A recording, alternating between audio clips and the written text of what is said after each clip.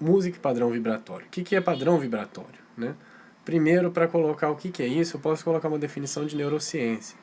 O padrão vibratório nada mais é no ramo do corpo físico, né? Quando a gente desconsidera a parte suprassensível, né? Se atendo somente à questão, né, material, o padrão vibratório é um momento em que minha organização cerebral, encefálica, enfim, vibra a determinado padrão energético, né? E aí estamos falando de energia elétrica, potenciais, né, magnéticos de campo e tal, que são medidos, né, por, enfim, tomografias, ressonâncias, etc., a determinados estados mentais, emocionais, enfim. Quando eu, por exemplo, realizo, né, uma questão ali de, tô triste, eu vibro a determinado padrão energético de ressonância, medido inclusive em hertz, né?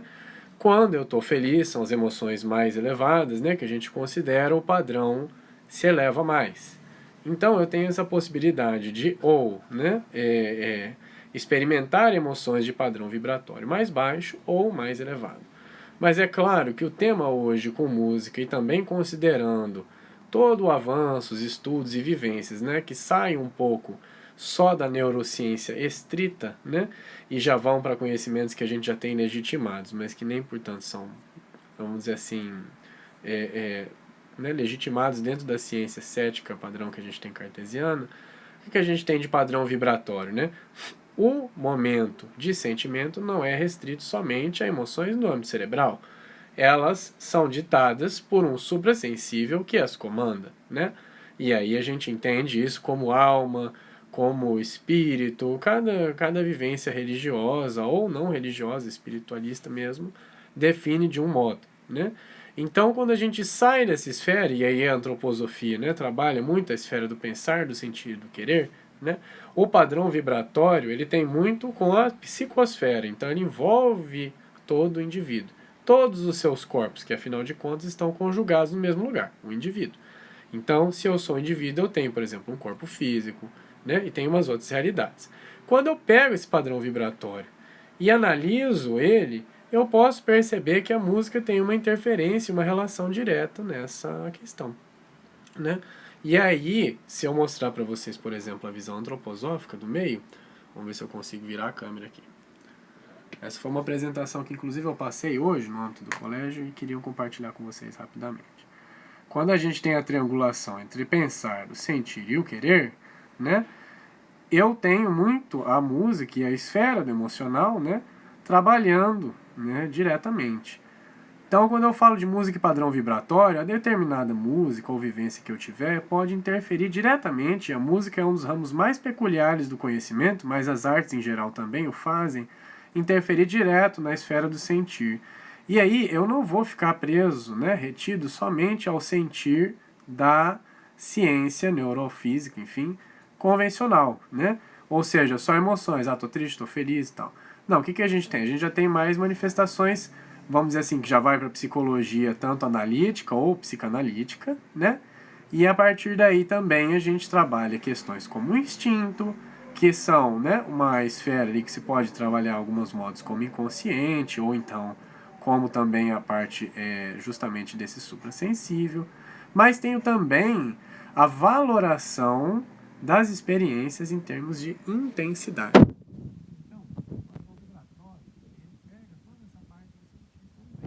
Porque se eu pego, por exemplo, já partindo para a esfera prática de uma música, estou sentindo determinada emoção, determinado pensamento passa pelo meu racional, e aí ele encontra a guarida num sentimento, e eu ainda reforço ou desarticulo ele pela música, eu tenho um resultado ali que pode ser mais, vamos dizer assim, potencializado.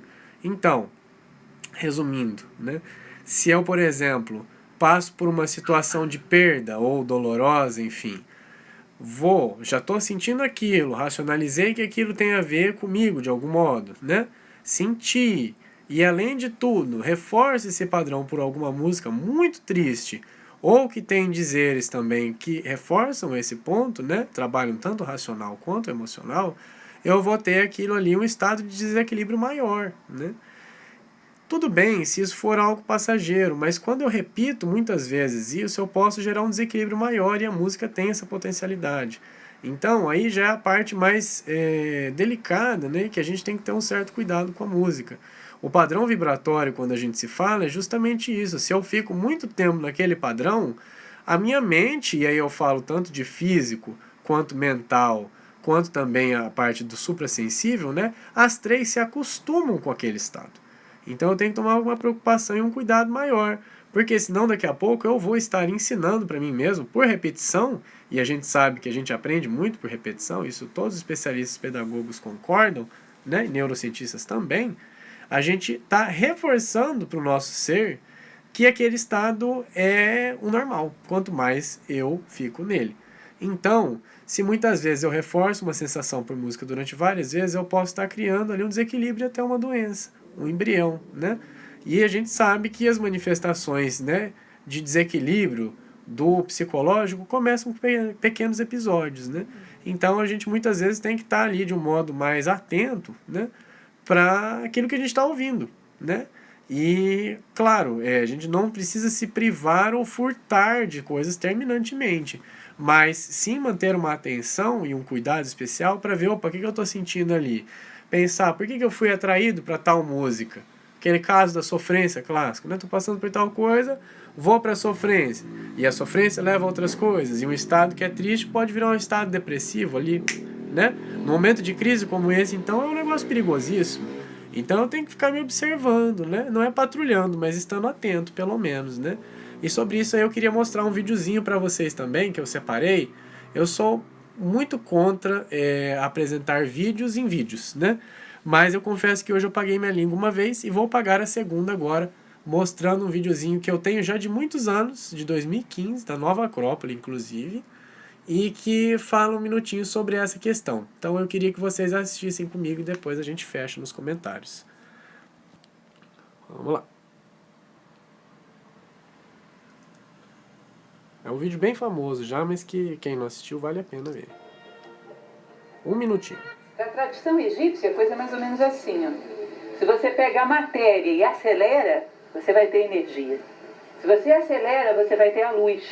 Se você acelera, você vai ter aquilo que eles chamavam de mistério, do desconhecido. Se acelera, você vai ter espírito. Se você acelera, você vai ter Deus. Acho que o universo, ele se mede pelo nível vibratório em que está. A tua consciência vibra num determinado patamar. Pode ser acelerada, pode ser desacelerada. Teu nome interno, em que nível de vibração a tua consciência está? Porque a matéria densa, ela vibra tão lentamente que parece parada. O espírito vibra tão rapidamente que parece parado. São os dois extremos. E acelerar um ser é simplesmente aumentar o seu nível vibratório. Vocês já devem ter ouvido falar de Platão, por exemplo, na sua República, quando ele sonhava uma cidade ideal, ele dizia, cuidado com a música que o governo dá às pessoas. Sabe por quê? Ele dizia, inclusive, conheço um estado pela música que os governantes dão ao povo. Porque música é padrão vibratório puro. E ela tem uma capacidade de te sintonizar com o padrão vibratório dela. Não pense em nada impune na nossa vida. Uma pessoa que está acostumada a ouvir músicas com vibrações muito grosseiras, muito agressivas, e diz, mas isso não tem nada a ver com a minha vida, eu sou uma pessoa de princípios, mas gosto dessa música. Esquece, em algum momento, diante de uma dificuldade da vida, a sua consciência vai correr para aquele padrão vibratório que ela tem afinidade. É que Platão falava da música como um elemento fundamental da educação. Quando a gente trabalha, então, a música como elemento educativo, né, e aí a gente trabalha também com o padrão vibratório, ela ali colocou em questão de sintonização de padrão, né? Aí já não remetendo só às emoções no sentido neurocientífico, mas também a questões que são do suprassensível, né? Porque essa vibração de Hertz também se aplica a todas as nossas, vamos dizer assim, camadas corpóreas, né? Então, nesse sentido, eu sou convidado a fazer uma reflexão crítica, né, sobre o padrão que às vezes eu me coloco. E por que a música afeta? Especialmente com pessoas que já têm uma sensibilidade, né, uma facilidade sentimental mais desenvolvida, né, um mundo interior rico. Quando eu jogo aquele padrão musical ali, ele já consegue atuar muito diretamente sobre os sentimentos e os sentimentos sobre o padrão vibratório. É meio que se eu tivesse dentro daquela estrutura que eu falei do pensar, né? Vou voltar para ela aqui. Do sentir e do querer, né?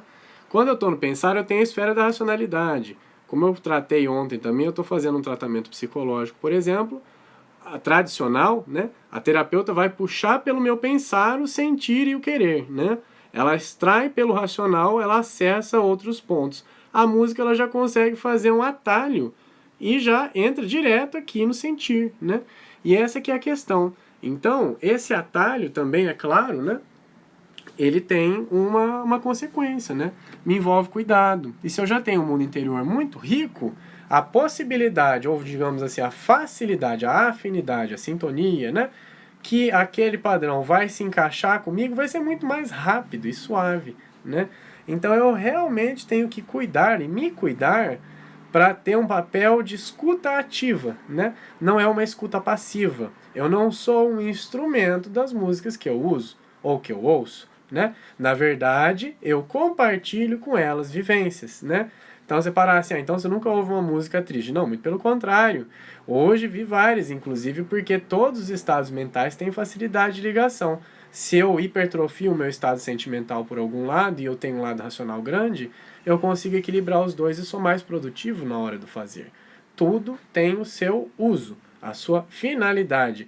O que a gente não pode fazer ou não deve, né, fazer nesses tempos agora de desequilíbrio, de sensibilidade coletiva, é escutar de modo desatento e inadvertido a música que simplesmente me der vontade, sem antes fazer aquela clássica perguntinha, pode ser uma pergunta sutil, leve, mas ter essa atenção de falar assim, tá, eu tô indo para essa música. Por exemplo, dá um exemplo, uma música muito feliz. Pô, que legal, eu quero juntar esse negócio e coroar. Show, beleza, legal, gosto muito dessa música. Pô, vem uma intuição na cabeça, eu quero ouvir aquela música e tal. Agora vem uma outra, assim, tô passando por um momento difícil, uma perda, cara, eu quero ouvir aquela música do fulano que matou ciclano. Aquilo ali você vai atrair mais aquela realidade, entendeu? Pode não ser instantâneo. Ah, no primeiro segundo eu ouvi, já complicou. Não, mas se de repente você tá ouvindo ali 5 minutos, 10, 1 hora, 2 horas, é o que a Maria, né? Ela colocou pra gente ali, justamente, né? Então, desculpa, Lúcia Helena. A Lúcia Helena colocou pra gente ali. Se eu pego e tenho uma dificuldade e tô naquele momento ali, eu corro para aquele padrão. É isso, né? Porque naquele momento o sentir está predominando sobre o meu racional. E aí, se eu pego uma coisa, faz aquele momento inadvertido que eu corro para aquele, né? Aí você fala, pô, mas eu não queria fazer isso. Não, realmente. Mas assim, de algum modo, quando a gente desperta a consciência, a gente já pode ter um trabalho mais ativo nesse sentido, né? De não me deixar cair nesse tipo de armadilha, né? E por isso que a música padrão vibratório é sempre um negócio muito delicado. A gente só abordou um momento mais difícil de atenção, mas também tem muitas possibilidades boas, que a gente inclusive usa também, né? Por exemplo, estou me sentindo triste, eu vou ouvir uma música tranquila, uma música para relaxar. Estou estressado, vou pôr até uma música de meditação, sei lá qual, harpas tocando, e eu uso aquilo para me equilibrar, né? Vou tocar um instrumento, que eu também faço, né? Estou em determinado momento, vou dar vazão, uso a música para dar fruição naquele sentimento que eu não quero ficar mais com ele, e pronto, passou. Aquele ali é um momento de inteligência emocional ativa. Eu estou percebendo que eu tenho aquilo, junto, não é predomínio, junto com o meu racional, e faço um equilíbrio daquilo, né? Então, a gente não precisa se sentir androide no mundo, mas também ficar à deriva do que a gente sente não é saudável. Necessita sempre de equilíbrio, né? E a música ela pode servir muito para isso, né? E aí também entra muito do que a gente vai falar depois também, em termos de música clássica, né?